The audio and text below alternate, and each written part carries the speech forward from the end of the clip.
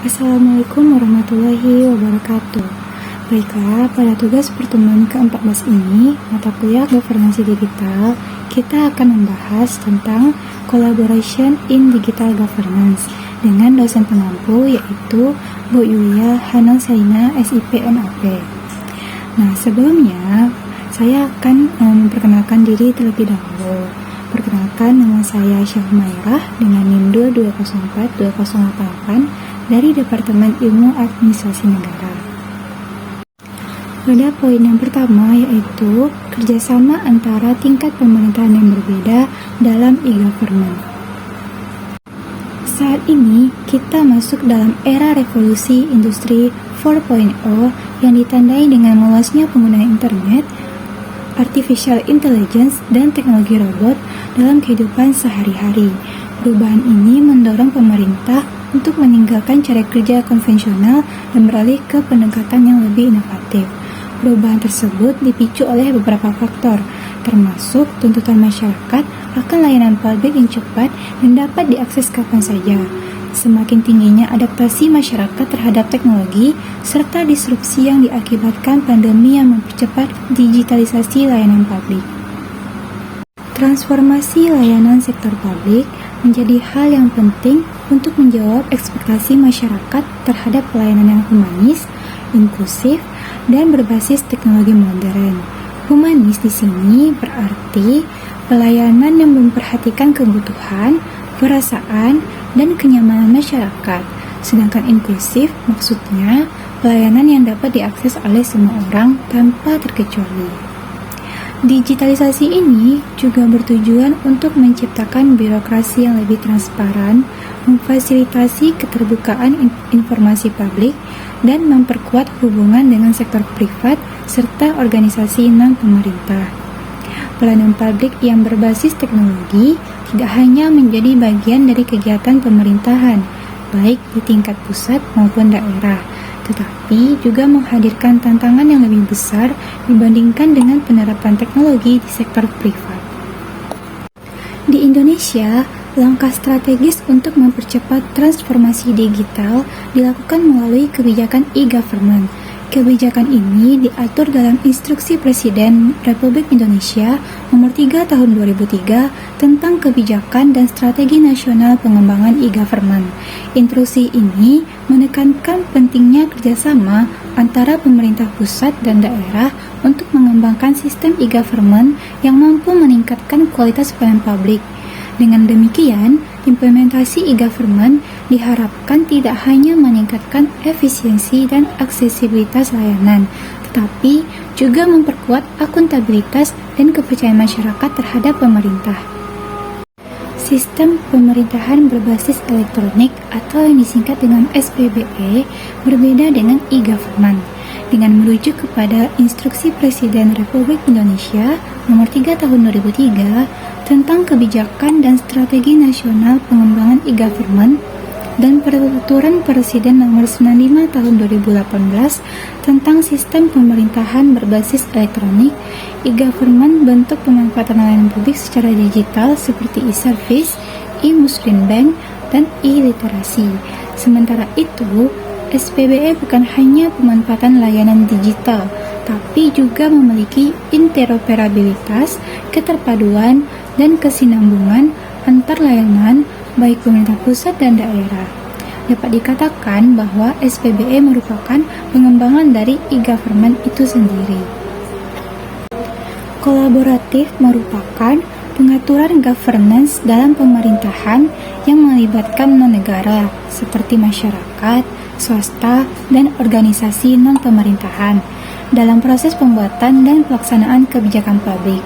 Paradigma ini membuat pelaksanaan program yang dilakukan oleh pemerintah benar-benar sesuai dengan keinginan dan ekspektasi masyarakat. Dengan demikian, kebermanfaatannya sesuai harapan masyarakat. Kolaboratif governance menekankan pada partnership, collaboration, dan network. Model kolaboratif governance menurut Ansel dan Glass terdiri atas beberapa tahapan, yaitu yang pertama, kondisi awal atau starting condition.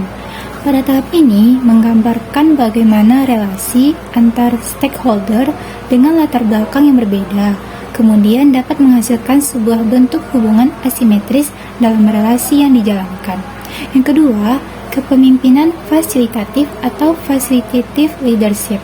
Ada 3 komponen kepemimpinan kolaboratif yang efektif, yaitu yang pertama, manajemen yang cukup terhadap proses kolaborasi. Kedua, pengelolaan kemampuan melaksanakan kredibilitas teknis. Dan yang ketiga, memastikan kolaborasi diberdayakan bahwa tersebut membuat keputusan yang kredibel dan meyakinkan bagi semua aktor. Desain institusional mengacu pada protokol dasar dan aturan-aturan dasar untuk kolaborasi secara kritis. Yang paling ditekankan adalah legitimasi prosedural dalam proses kolaborasi. Dalam proses kolaborasi yang harus ditekankan adalah pemerintah harus bersifat terbuka dan inklusif.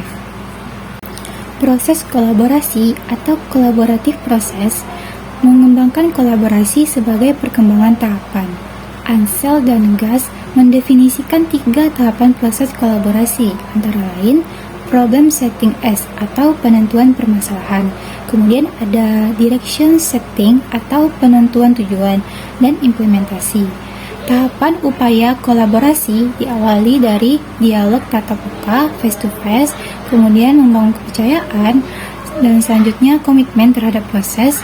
Selanjutnya ada share understanding dan hasil sementara. Poin yang kedua yaitu desain public-private partnership dalam e-government. Artinya yaitu kerjasama antara sektor publik atau pemerintah dan sektor swasta dalam e-government. Kerjasama antara sektor publik atau pemerintah dan sektor swasta dalam e-government merupakan kolaborasi strategis yang bertujuan untuk meningkatkan efisiensi pelayanan publik dengan memanfaatkan teknologi informasi dan komunikasi. Dalam konteks ini, pemerintah seringkali menghadapi keterbatasan sumber daya, baik dari sisi finansial, teknis, maupun kapasitas manusia. Oleh karena itu, kemitraan dengan sektor swasta menjadi solusi untuk mengatasi hambatan tersebut. Dalam hal ini, sektor swasta berperan besar dalam menyediakan solusi teknologi seperti perangkat keras atau hardware, perangkat lunak atau software, dan layanan pemerintahan yang dibutuhkan oleh pemerintah. Pemerintah di sisi lain berfungsi sebagai pengelola kebijakan dan peraturan yang mengarahkan penerapan e-government di seluruh wilayah administrasi negara. Model kerja sama ini sering dilakukan melalui skema Public-Private Partnership atau PPP, di mana sektor swasta diberi peran untuk mendesain, membangun, atau mengoperasikan platform digital pemerintah dengan pembagian tanggung jawab yang jelas. Sebagai contoh, implementasi layanan berbasis cloud, portal layanan publik, atau sistem pembayaran digital seringkali melibatkan perusahaan teknologi swasta yang ahli di bidangnya. Keuntungan dari kemitraan ini mencakup peningkatan aksesibilitas layanan, pengurangan biaya operasional, dan percepatan proses digitalisasi. Selain itu, kontrak outsourcing juga merupakan bentuk kerjasama yang banyak digunakan, di mana pemerintah mengontrak perusahaan swasta untuk menangani fungsi-fungsi tertentu dalam pengelolaan teknologi informasi atau pengembangan aplikasi digital. Contohnya, dalam pengelolaan database publik, penyediaan platform layanan pemerintah online, atau pemeliharaan sistem keamanan informasi. Baiklah, sekian dari saya. Saya akhiri dengan Assalamualaikum warahmatullahi wabarakatuh.